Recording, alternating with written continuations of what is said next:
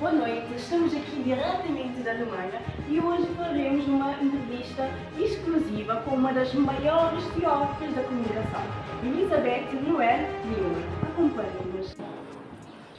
Boa noite, estamos aqui no programa da noite onde iremos fazer uma entrevista exclusiva. Diretamente da Alemanha falaremos hoje com uma das maiores teóricas da comunicação, Elizabeth Noel Neumann. Seja bem-vinda, senhora Elizabeth. Muito obrigada. É um prazer estar aqui para falar sobre algo que eu observei na comunicação, especialmente num tempo em que falar ou calar tem novas consequências. Bom, tendo em tese que a teoria da senhora surgiu nos anos 70, a teoria da senhora surgiu para explicar porque pessoas se calam quando a sua opinião é minoritária. Hoje ainda esse isolamento, esse silêncio existe? Sim, o silêncio ainda existe, só que o silêncio mudou de forma. Agora o silêncio se transformou numa forma digital, onde as pessoas não têm medo mais do isolamento social, mas do cancelamento virtual. A senhora pode nos explicar um pouco sobre essa teoria? Claro, a teoria da espiral do silêncio consiste em 4 principais características. A primeira sendo o medo do isolamento. O medo do isolamento consiste quando as pessoas têm medo de serem excluídas de um determinado grupo social ou de serem isoladas socialmente, podemos assim dizer. Então, por medo do isolamento, as pessoas preferem calar-se e não dizer o que pensam, não dar a sua própria opinião. E a segunda característica é o clima de opinião. O clima de opinião é a opinião que é dominante num determinado lugar, a opinião que domina, a opinião da maioria. E quando as pessoas veem que a opinião da maioria é diferente da opinião delas e elas constituem a minoria, elas ficam com medo de dar a sua opinião e tendem a calar-se.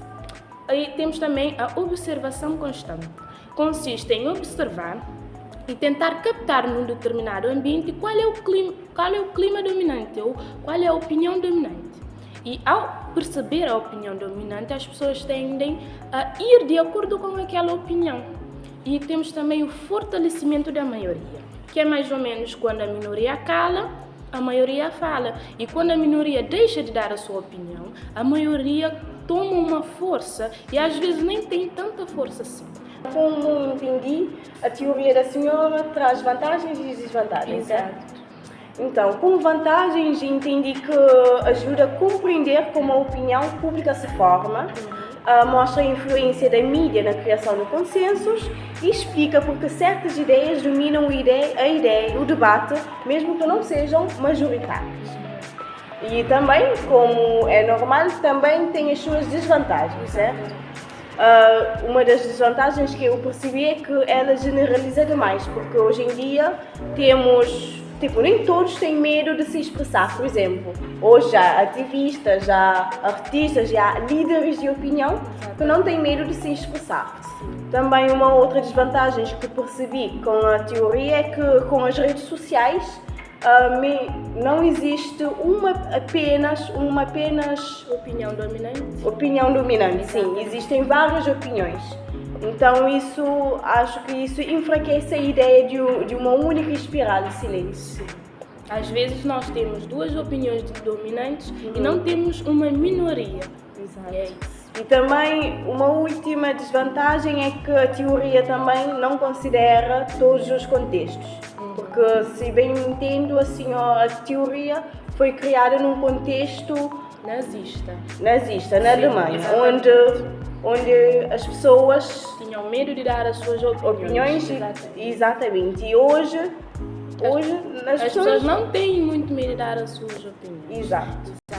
Além das vantagens e das desvantagens, também temos a relação da teoria com a mídia. Não sei se a senhora conseguiu observar essa relação. Bom, eu sendo uma jornalista, sei que, a mídia age como um filtro. Ela filtra algumas notícias ou informações. Por exemplo, ela mostra certas opiniões com mais destaque, fazendo-as parecer mais aceitas, mesmo que não sendo, na maioria das vezes. Também ignora ou marginaliza outras opiniões, fazendo-as desaparecer do espaço público. E assim cria um clima de opinião artificial, ou seja, As pessoas, aquilo que a mídia oferece é daquilo que elas tiram as suas opiniões. Exatamente. E dentro dessa relação com a mídia, temos três principais conceitos, como um deles é a acumulação, que refere-se à continuidade e à repetição de informações.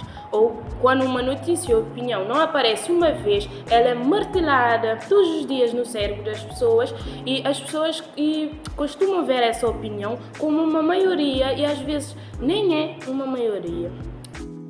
Também temos a consonância, que quando diferentes jornais ou programas de TV ou sites apresentam a mesma interpretação sobre um fato, o público tem a impressão de que não existe outra visão válida. Por exemplo, no tempo das eleições, quando a mídia expõe só um candidato, dá a impressão que esse candidato constitui a maioria. Então ela essa mesma informação todos os dias e dá a impressão que só essa opinião é válida. Temos também a publicidade, que quando a mídia, os canais de TV ou alguns sites digitais fazem publicidade de uma determinada informação, mostrando essa informação como a maioria e influenciando a visão das pessoas. Bom, também aqui neste programa tivemos oportunidades de entrevistar outros teóricos, como a senhora, e dá para perceber alguma relação com a teoria da senhora. Por exemplo, entrevistamos o teórico que apresentou a teoria Agenda Setting, em que podemos ver, por exemplo, a Agenda Settings mostra como a mídia decide o que é importante. Já a espiral de silêncio complementa isso, explicando como as pessoas reagem ao que é mostrado. Ou seja, a Agenda Setting define sobre o que se fala e a espiral define quem se cala. E também uma outra teoria que foi apresentada aqui neste programa é a teoria dos efeitos limitados.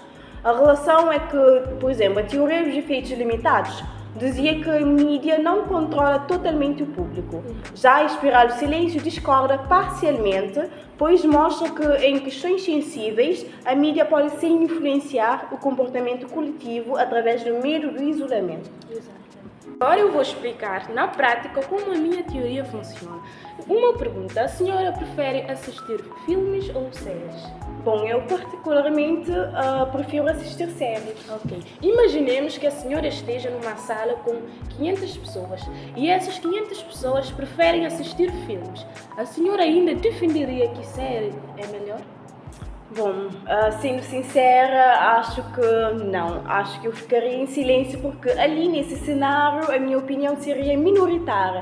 Então acho que eu ficaria com medo de ser julgada pela minha escolha e eu ficaria em silêncio. Isso é exatamente o que a teoria explica. Então a senhora acabou de cair na espiral. A teoria explica que as pessoas têm medo de dar as suas opiniões quando percebem que as suas opiniões constituem uma minoria. Então, para não serem julgadas, isoladas socialmente, elas preferem calar-se e deixar de dar a sua opinião. Bom, e por fim, gostaríamos de agradecer a sua ilustre presença aqui no nosso programa. Gostaríamos de também agradecer a disponibilidade da senhora de vir até aqui. Obrigada por isso. E também não sei se durante o programa ficou algo por dizer. A senhora gostaria de acrescentar algo para nós? Claro, eu só queria dizer que a teoria da espiral do silêncio mostra que a comunicação não é apenas o que nós dizemos, mas também o que nós deixamos de dizer. E nas eras digitais e nas eras das redes sociais também, a pergunta é: será que estamos realmente livres para falar ou apenas presos numa espiral digital? Obrigada. Obrigada a nós.